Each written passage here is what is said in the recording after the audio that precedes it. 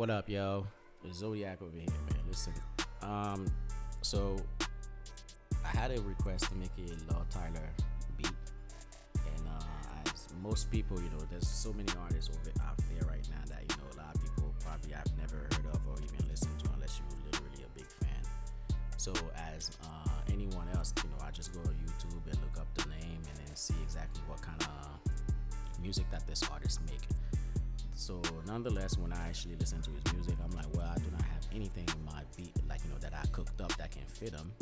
I have something that came close to it, but however, it's a little bit dark. But for Luh Tyler, it has to be like more of a bouncy, jumpy, party type. You know what I mean? So when I went ahead to listen to everything that I have, I'm like, well, I cannot send anything to him because they're not. I know for a fact they're not gonna get picked because it doesn't fit his his image. Anyway, what I ended up doing is that I do what's called a remake. I remake the top songs. For example, I picked 3 of his top songs, that generated about 2 million views and plus.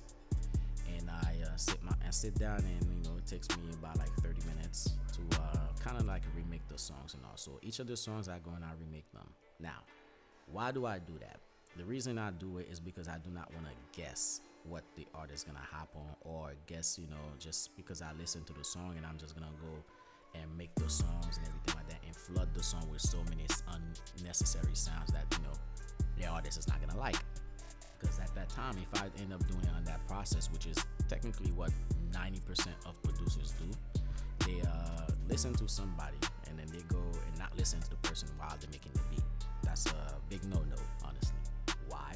It's because you're making a song based on what you hear, not what you actually listening. So you have to listen to exactly what's in the songs. Now, to overcome that, to actually get you to maximize your chances of getting your song picked or your beat picked, I would recommend that while you're making the beat, you listen to the song. It's gonna be kind of at first when you start doing it, it's going to be challenging, but it's not anything difficult. And once you get into the mindset behind, okay, you know what, this is how many sounds that's being used in this beat.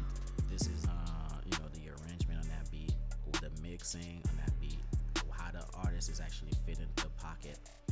Then you can kind of after you make 1 or 2 or 3 beats, then you can start making beat without even having to listen to the artist, because it's gonna be in your brain as you're making new beats for him.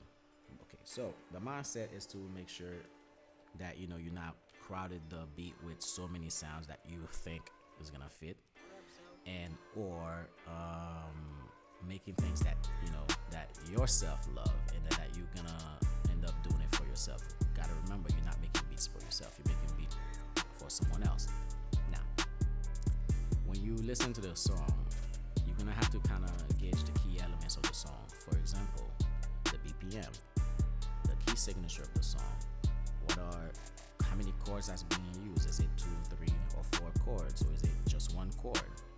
How many sounds are there in the song? Is it a pad? Is it a lead? Is there a lead? Is there a pad? Is there a counter melody? Is there a chord playing? Or how many? Is there a bass or no bass? And what kind of bass? You know what I mean? Is it a bass guitar? Is it an analog bass, or is it a sub bass? Is it a sawtooth bass? Because there are so many sounds out there. You know what I mean? You can use whatever you want. There's no limitation as to what you need to use. But when you're using them, you have to make sure that they fit, that they are fit for the artist. So in this particular video in the background, that's actually I kind of like speed it up and everything, because it doesn't really matter and everything. I'm not gonna go as far as like telling you, oh man, this is what the sound that you have to pick or anything like that, because that's irrelevant. What I ended up doing is that I listened to where was this show? It was like the first show.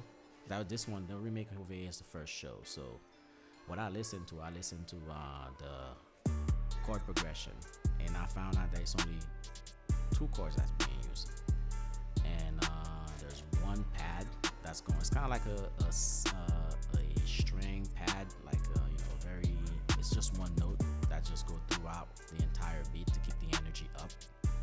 And what else? There's some sort of a piano, like a electric piano that's playing, and to give you that's pretty much like the lead chord of the entire song, like an electric piano. You know, gauge whatever, go whatever plugin that can give you that sound. And the let me guys mentioned the pad before, and also there's a bass, kind of like a funk bass type. You know what I mean? That's being used there. So those are the three sounds that I actually, I was able to capture. And I'm pretty sure there's one more sound, but I'm not really sure because I can't really, think of it on top of my head, But now it's come to the drums. When it comes to the drums, there's one perk that repeats, every, it's like three, and then and it repeats all over again, the same thing. Then there's a kick drum, not an 808, kick drum that complements the bass, and 808 stand that's pitch up, and then the hi hat that goes, to like two steps hi hat, and then in between it has like the in there. So nonetheless, I put a little preview of the remake, because the remake, it doesn't have to be at 100%, because the idea behind it is to get the mindset of what you need to add on the beat for the artist. What the artist is comfortable with. You know what I mean? And then once you get the idea how to make that beat, then you can say, okay, I know how to make this person or this artist type beat. And when you make that beat, it's always guaranteed that you're gonna be hitting.